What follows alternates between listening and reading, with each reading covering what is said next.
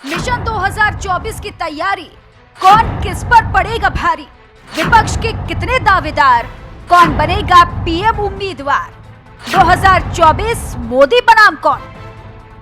Mission 2024 को देखते हुए तमाम राजनीतिक दलों ने चुनावी तैयारियां शुरू कर दी हैं। कांग्रेस समेत तमाम विपक्षी दलों में विपक्षी उम्मीदवार को लेकर हलचल शुरू है। वहीं बिहार के सीएम नीतीश कुमार दिल्ली में डेरा जमाए हुए हैं। उनकी पार्टी के नेताओं का कहना है कि वो 2024 में पीएम मोदी को टक्कर दे सकते हैं। विपक्ष की इस तैयारी के बीच बीजेपी कैसे चुप बैठ सकती है। सत्ताधारी पार्टी की तरफ से भी 2024 का पूरा रोड मैप तैयार किया गया है। बिहार के सीएम नीतीश कुमार ने बीजेपी से नाता तोड़कर आरजेडी के साथ मिलकर सरकार बनाई। इसके बाद से ही ये कहा जाने लगा है कि नीतीश की नजर अब बिहार पर नहीं बल्कि दिल्ली पर टिकी हुई है। उनकी पार्टी जेडीयू के तमाम नेताओं ने इन अटकलों को हवा देने का काम किया, जिसके बाद अब आखिरकार नीतीश खुलकर मैदान में उतर आए हैं। वो तमाम बड़े विपक्षी दलों के नेताओं से मुलाकात कर रहे हैं, साथ ही विपक्षी एकजुटता की बात करने लगे हैं। यानी कहीं न कहीं नीतीश कुमार विपक्ष की तरफ से 2024 में पीएम मोदी के सामने उम्मीदवारी का दावा पेश कर रहे हैं। नीतीश कुमार ने दिल्ली में राहुल गांधी और सीएम केजरीवाल से मुलाकात की। उत्तर प्रदेश की दूसरी सबसे बड़ी पार्टी यानी समाजवादी पार्टी के अध्यक्ष अखिलेश यादव से भी मुलाकात की और अपने अच्छे संबंध होने का दावा किया। इतना ही नहीं, नीतीश कुमार ने कहा कि सभी विपक्षी पार्टियां एक साथ मिलकर अच्छा काम करेंगी। लोग सब मिल करके काम कर रहे हैं और आपस में बहुत ही सहमति के साथ और कैसे विकास करना है, समाज के हर तबके का उत्थान करना है, उसके लिए हम लोग आपस में एक सहमति से वहां पर सब काम कर रहे हैं। वो ऐसे एक बात है। और आज भी तो आप जानते हैं, कल से हम आए हैं, सब लोगों से मिले हैं। हमने जब उनको छोड़ करके जब एक साथ इधर किया तो अनेक जगहों से लोगों ने इसके लिए हमको धन्यवाद दिया कि ठीक काम किए हैं। और ये तो यहाँ पर आए तो इन सब लोगों से जो लोग बोल रहे थे तो उन सब लोगों से मिल करके उनको किया।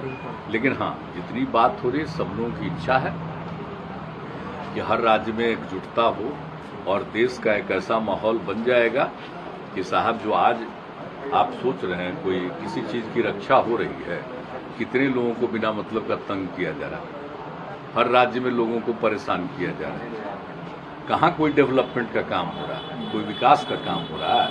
तो ये सब कुछ जो कर रहे हैं, तो अगर इस तरह से लोग हर जगह अगर एकजुट होकर के और मिल करके चलेंगे तो निश्चित रूप से देश के हित में काम होगा। और ये जो यहाँ पर जो कुछ भी किया जा रहा है आजकल, उनसे मुक्ति मिल जाएगी। अब मुख्य विपक्षी दल कांग्रेस की अगर बात करें तो वो इस मामले में पीछे नहीं है। अंदरूनी कलह के बीच पार्टी की तरफ से भारत जोड़ो यात्रा की शुरुआत की गई। खुद राहुल गांधी ने इस यात्रा की शुरुआत की। बताया जा रहा है कि ये कांग्रेस की तरफ से राहुल गांधी को बतौर पीएम उम्मीदवार पेश करने की कोशिश है। अब पीएम उम्मीदवारी की बात हो रही है और ममता बनर्जी का जिक्र ना हो, ऐसा भला कैसे हो सकता है। ममता बनर्जी ने पश्चिम बंगाल विधानसभा चुनाव में बीजेपी को करारी शिकस्त दी थी, जिसके बाद से ही उन्होंने राष्ट्रीय राजनीति की तरफ अपना रुख तेज कर दिया। ममता बनर्जी की पार्टी टीएमसी के कई नेता उन्हें 2024 में विपक्षी उम्मीदवार के तौर पर पेश कर चुके हैं। हालांकि कभी ममता ने ये साफ नहीं किया। नीतीश कुमार से पहले ममता बनर्जी दिल्ली में तमाम विपक्षी दलों के नेताओं से मुलाकात कर चुकी हैं। उन्होंने इस दौरान कहा था कि विपक्ष को मोदी सरकार के खिलाफ खड़ा होना चाहिए। इतना ही नहीं, ममता के कई बयानों में कांग्रेस के लिए तलखी देखी गई, जिसके मायने निकाले गए कि वो 2024 चुनाव में विपक्ष की उम्मीदवार के तौर पर अपना दावा पेश कर रही हैं। लेकिन सत्ता में काबिज बीजेपी पहले से ही पूरी रणनीति तैयार करके बैठी है।